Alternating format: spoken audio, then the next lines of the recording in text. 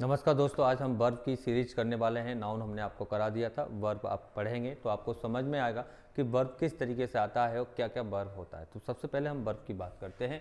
तो verb is a verb that express and the action or state और an existence. Verb वो शब्द होता है जो किसी सेंटेंस या वाक्य में कार्य के होने के बारे में बताता है कि क्या कार्य हो रहा है। तो ये वर्ब कहलाता है। वर्ब के बारे में हम आगे भी चलते हैं, कंटिन्यू करते हैं। तो देखिए, Akash swims in the swimming pool everyday. तो आकाश जो है वो क्या कर रहा है? स्विमिंग कर रहा है। किसमें? स्विमिंग पूल में एवरीडे, यानी कि प्रतिदिन कर रहा है। तो काम जो होगा वो स्विमिंग वाला होगा। कौन सा काम होगा? स्विम। देखिए, स्विमिंग वाला जो काम होगा, स्विमिंग मतलब स्विमिंग पूल, यहाँ पे स्विम्स यानी कि वो तैरने वाला काम हो रहा है। कौन सा काम कर रहा है? तैरने वाला काम कर रहा है। तो ये इसका क्या होगा? वर्ब वाला होगा। क्या होगा? ये वर्ब बोलेंगे इसको, और इसको वर्ब कहते हैं। चलिए आगे चलते हैं। देखिए, यहाँ पे ड्रिंक पीने का काम हो रहा है, ड्रीम सपने देखने का काम हो रहा है, थिंक सोचने का काम हो रहा है, मेडिएट यहाँ पे रिचुअल दिख रहा है, वर्क दिख रहा है, डांस दिख रहा है, सिंग, ये सारे क्या है? एक तरीके से कार्य हैं। कार्य को ही हम वर्ब कहते हैं। आगे चलते हैं। सबसे पहले मैं आपको बताता हूं कि टाइप्स ऑफ वर्ब। अगला क्वेश्चन जो हमारा होगा topic types of verb. Types of verb मतलब वर्ब कितने टाइप्स की होती है। तो सबसे पहले 2 टाइप्स की होती है। पहला मेन वर्ब होता है, सेकंड हेल्पिंग वर्ब और ऑक्सिलरी वर्ब होता है।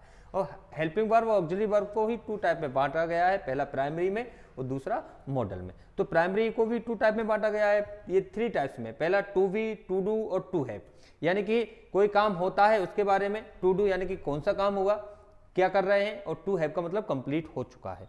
तो इनको बोलते हैं हम प्राइमरी वर्ब। और मॉडल में क्या आ जाता है? ऐसे वर्ड जो सेंटेंस को बनाने के लिए किसी सेंटेंस फॉर्मेट का यूज नहीं होता उसमें, उसको बोलते हैं मॉडल। जैसे shall, will, should, would, may, might, can, could, should, ये सारी चीजें जिसको एक विशेष कार्य के लिए बनाया गया है। आगे चलते हैं कि इसमें क्या क्या खास है, वो हम पढ़ने वाले हैं, तो आपको समझ में जरूर आएगा। चलिए क्वेश्चन नंबर अगले की तरफ। अब आते हैं मेन वर्ब। मेन वर्ब क्या होती है? इसको ट्रांसिटिव वर्ब भी कहते हैं। Transitive verb is are those which take an object, यानी कि मेन वर्ब 2 टाइप्स की होती है, पहला ट्रांसिटिव और दूसरा इंट्रांसिटिव। इसमें अंतर क्या होता है बेटा? थोड़ा सा आप देख लीजिए, आपको समझ में आ जाएगा। ट्रांसिटिव वर्ब में क्या होता है कि those which take an object, जिसमें ऑब्जेक्ट आ जाए उसको ट्रांसिटिव वर्ब कहते हैं। एग्जांपल के तौर से अर्नव रीड्स न्यूज़पेपर, तो ये क्या हो गया? ऑब्जेक्ट आ गया। ये क्या है? ऑब्जेक्ट आ गया। यानी कि जिसमें ऑब्जेक्ट होता है उसको ट्रांसिटिव बोलते हैं, और जिसमें ऑब्जेक्ट नहीं होता है उसको इंट्रांसिटिव बोलते हैं। तो सबसे पहले हम समझना चाहेंगे कि किस तरीके से आपको ये चीजें क्लियर होंगी। देखिए, हेल्पिंग वर्ब दिया है, मेन वर्ब दिया है, और ये अवर पेरेंट्स ऑब्जेक्ट भी दिया है। अब यहाँ पर बात करते हैं, आपने कहा कि सर इंट्रांसिटिव कैसा होता है, तो इंट्रांसिटिव में क्या लिखा है? Verbs are those which do not take any object, इसमें कोई भी ऑब्जेक्ट नहीं आता है। लाइक एक example, the baby is the crying aloud, यानी कि बेबी कैसा हो रहा है? मतलब अलाउड मतलब कह सकते हैं कि जोर से रो रहा है। तो यहाँ पर आप कहोगे सर इसमें अलाउड आ तो गया, ये ऑब्जेक्ट है, नॉट ऑब्जेक्ट नहीं है, ये एडजेक्टिव मतलब एडवर्ब हो जाएगा। ये किसकी? रोने की विशेषता बता रहा है, यानी कि इसको इसकी ये क्वालिफाई या इसको स्पेसिफाई कर रहा है, तो इसको क्या बोलेंगे हम? एडवर्ब बोलेंगे। तो इस तरीके से इसको एडवर्ब कहते हैं। आगे चलते हैं हम इसी टॉपिक पर। अब आते हैं हेल्पिंग वर्ब और ऑक्सिलरी वर्ब में क्या है। तो देखिए, प्राइमरी वर्ब मैंने बताया था, verb to be, is, am, are, was verb के साथ जो भी बनाई जाती है उसको प्राइमरी वर्ब कहते हैं, जिसमें टू बी होता है। इसका मतलब होता है होना। इसका मतलब क्या होता है? सभी का होना मतलब होता है। देखिए, Ram is a teacher, Ram एक टीचर है।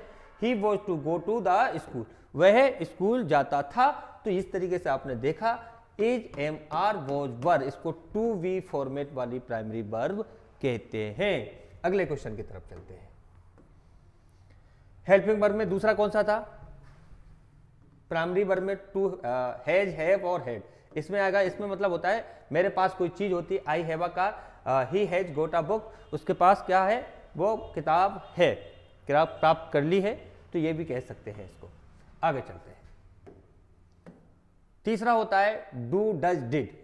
इसका मीनिंग क्या होता है? देखिए, do come in, do come इन, अंदर आओ। तो यहां पर इस तरीके से हम बनाते हैं। इसको इंपरेटिव सेंटेंस में भी यूज करते हैं। इनको बोलते हैं डू, डज, डिड। चलिए, और इसका मीनिंग होता है। क्या मीनिंग होता है? आगे चलते हैं।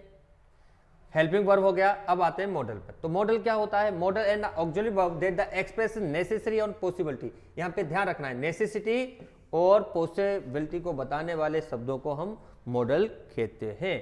आगे चलते हैं, you should regularly go for morning walk, आपको रेगुलर यानी कि प्रतिदिन क्या करना चाहिए, मॉर्निंग वॉक पर जाना चाहिए। They must attend tomorrow meeting, मतलब वे टुमारो कल मीटिंग जरूर करेंगे। तो ये इस तरीके से हम इनको बनाते हैं। चलिए अगले क्वेश्चन की तरफ चलते हैं। मैं अब यहां पर देखते हैं पॉसिबिलिटी नंबर 1। पहला देखते हैं मे एंड माइट। क्या है बेटा ये, मे एंड माइट। तो मे एंड माइट कहाँ यूज होता है पॉसिबिलिटी के लिए, इट मे माइट या रेन। तो यहाँ पे मे और माइट में क्या अंतर है, जैसे कि हमने मे यूज किया तो 70% पॉसिबिलिटी होता है, माइट किया तो ये अगर आप कहेंगे ना तो ये ये 80% होता है और ये 60 से 70% पॉसिबिलिटी बताता है, यानी कि ये मे से कम पॉसिबिलिटी बताता है। बस इतना सा अंतर है और कोई अंतर नहीं होता है, मीनिंग दोनों का एक ही होता है। मे का पास्ट रूप क्या है, माइट, ये किस क्या है, पास्ट रूप है मे का। ठीक है, तो ये चीजें हैं यहाँ पर जो खास है वो मैं आपको बताता जाऊंगा। अगला है मे एंड माइट के साथ परमिशन भी यूज होता है। परमिशन में मे आई कम इन, यस यू मे कम इन, तुम अंदर आ सकते हो। आगे चलते हैं हम, इसमें और क्या रहता है वो भी हम देखने वाले हैं। आज पूरा तो नहीं हो पाएगा बेटा, लेकिन मैं 10 स्लाइड जरूर आपके लिए लेके आऊंगा। चलिए ये 10वीं स्लाइड है, मे एंड माइट। विश और प्रेयर के लिए भी हम यूज करते हैं। विश यानी कि किसी से भगवान से प्रार्थना वगैरह करते हैं तब बोलते हैं may you enjoy martial happiness, या मे यू लिव लॉन्ग, आपकी लंबी आयु हो, इसके लिए भी हम इसका यूज करते हैं। अगला देखते हैं मे एंड माइट, पर प्रपोज के लिए भी हम यूज करते हैं। She came so that she might see me. देखिए she works hard so that she may pass, यानी कि आप कठिन मेहनत करोगे तो आप पास भी होगे। तो इस तरीके से पर्पज का मतलब उद्देश्य के लिए भी हम इसका यूज करते हैं। मे माइट का रिमोट पॉसिबिलिटी के लिए भी यूज करते हैं। देखिए he might be sleeping now, वो अभी सो रहा होगा। अगला देखते हैं मे माइट प्लस हैव, यानी कि they are use to express possibility, desirability, reliability to the past action के लिए भी हम इसका यूज कर सकते हैं। देखिए ही माइट हैव फेल, वो फेल हो जाएगा। यहाँ पे देखते हैं अब कैन और कुड। तो बेटा मैंने आपको माइट तक करा दिया है, इसकी जो अगला नेक्स्ट वीडियो बनेगा उसमें हम इसको पूरा कंप्लीट करने वाले हैं। तो आप थोड़ा सा ध्यान रखें और तब तक के लिए मैं आपसे यही कहूँगा कि आप जुड़े रहिए। सेकंड पार्ट इसका वर्ब का बना दूंगा, उसमें पूरा वर्ब आपका आ जाएगा। धन्यवाद, थैंक यू।